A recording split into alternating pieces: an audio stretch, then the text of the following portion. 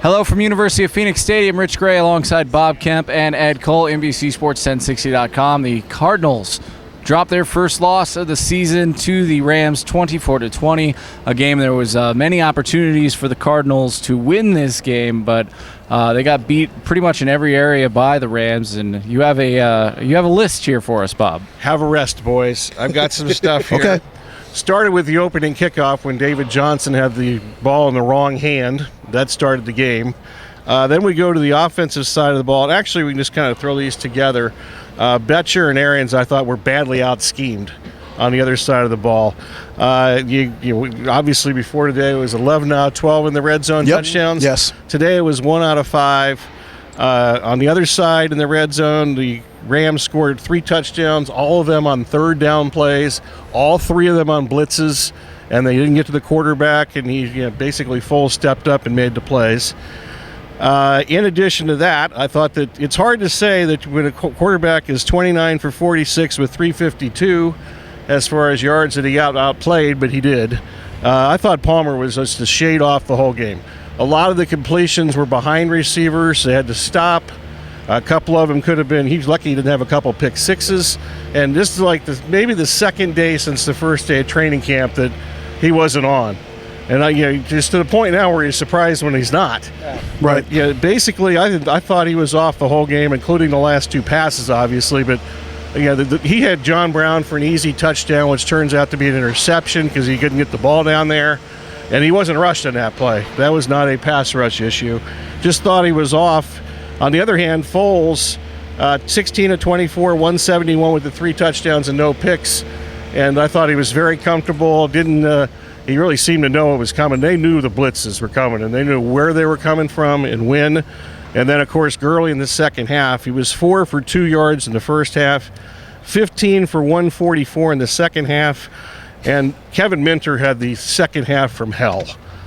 He was either missing tackles or going the wrong place. I thought Buchanan also had an awful second half. I thought he was the best player in the field, maybe the first half, Buchanan. And those are the 2 guys that they just exploited on the run game. Almost all their yards came between the tackles. And Tyron had a terrible game as far as pass coverage goes. Those are 3 guys that have stepped up. But it's interesting, if you look at the play sheet here, 2 guys did not play for the Cardinals. Backup quarterback, Drew Stanton. Sean Weatherspoon's the other one. If he's not out there when they're getting run on like that, why is he on the roster? Seriously. Why is he here if he's not out there at that game? I don't understand that. And then lastly, actually just go back to the special teams thing again. But, it's a really, really bad loss. Yeah, I would agree. Plus, you got the Rams, who are now 2-0 in the division. Of course, they beat the Seahawks in week number 1. The Cardinals now fall to 3-1 with 7 of their next 9 on the road. Well, yeah, it's 7 of the next 9 weeks because they throw in the bye week. And I think the next game is a Monday night game against Baltimore, who kind of got their season saved last Thursday night. Yeah, against Pittsburgh, right. Yeah, so, I assume Detroit's going to be a desperate 0-4 team next week. But, this is a really bad loss. And hopefully this isn't something in week 16 and 17 when they're hosting Green Bay and Seattle that puts them in a bad situation. Yeah. I mean, if they're going to get a loss, I would hate for it to be in a division like it was today, but I'd like for it to be early like it was. That way they can work on it and they can learn from it. They can go to Detroit, Pittsburgh, and hopefully get this thing cleaned up before they get on the charter and head on out for the road. But like you said, Bob, for them to score 3 touchdowns all on third downs, and this was a horrible third down team, the St. Louis Rams. They converted like 30% of their third downs. So for them to do that there, and they give up 17 points on turnovers, that's just a horrible display. Right, and the Cardinals on third down today were really bad. 2 for 11 on third down, 1 for 2 on fourth down. Flip that over, 5 out of 13 is not great, but that's great for the Rams. Yeah. You throw out you mentioned the numbers. It's better earlier. than the 30% they were averaging. Yeah, and when's the last time you saw a team punt once in a game in which it scored only 1 offensive touchdown? Yeah. They only punted 1, and it was a bad punt too, but whatever. That's almost an impossible ratio. So that just shows you how many times they had opportunities and couldn't make plays. And I think that's the frustrating thing. At least you hear from Bruce Arians and some of the players after the game is, they got almost 450 yards of total offense. They were moving the ball from 20 to 20, but everything fell apart. And that was a problem for this offense, early on last year and in Bruce Arians' first year.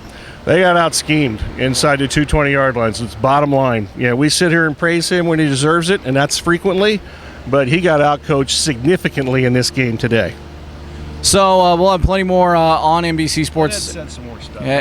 You're fine. You laid everything. Yeah. It was the turnovers, the 17 points they gave up, the 3 scores on third down. Mm-hmm. David Johnson dropping that short touchdown down there, right where I'm pointing, down that way. For him, the fumble right here on the kickoff return, like right behind where we are. I mean, it's just horrible. And Larry Fitzgerald even had a fumble. I mean, a rare fumble for him. But granted, he got rocked. He did get rocked. That is a fair point. But speaking of David Johnson, not that we're going to bag on David Johnson, but this part isn't his fault. Why is he the most targeted receiver?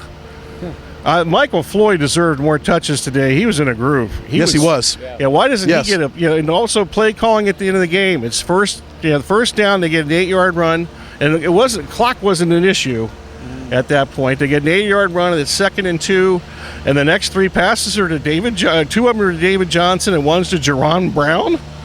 What the hell's wrong with that? What's up with that? I mean, they just screwed up. I mean, I don't think the players played particularly well, but I don't think the coaching staff put them in the best position to win the game.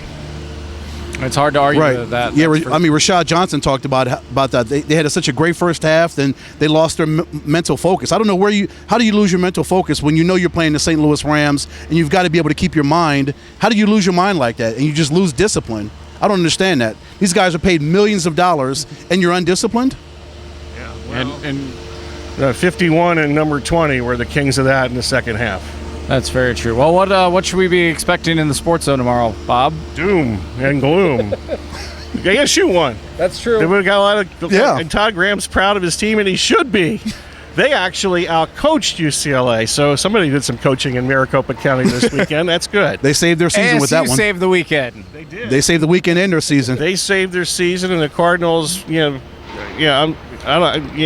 know it's early in the season, but division losses kill you in the end, and I just hope that doesn't happen here. So for more Cardinals coverage, stay tuned to NBCSports1060.com. Ed will get some stuff up on the website. Bob Kemp's Bottom Line as well. I'm sure you got some stuff that you were right away towards the end. It'd be done. All right. It's already up there. All we got to do is come up with a zero of the week candidates for the day, I guess. So that shouldn't be that hard. That's my mission from here to the elevator to the press box, is to come up with three guys. You may get 4 before we hit stop on that button right there. That's a good point. Yeah. Yes. That's very true. So for Bob Kemp and Ed Cole, I'm Rich Gray on NBCSports1060.com. Candidates there are. We'll talk to you tomorrow.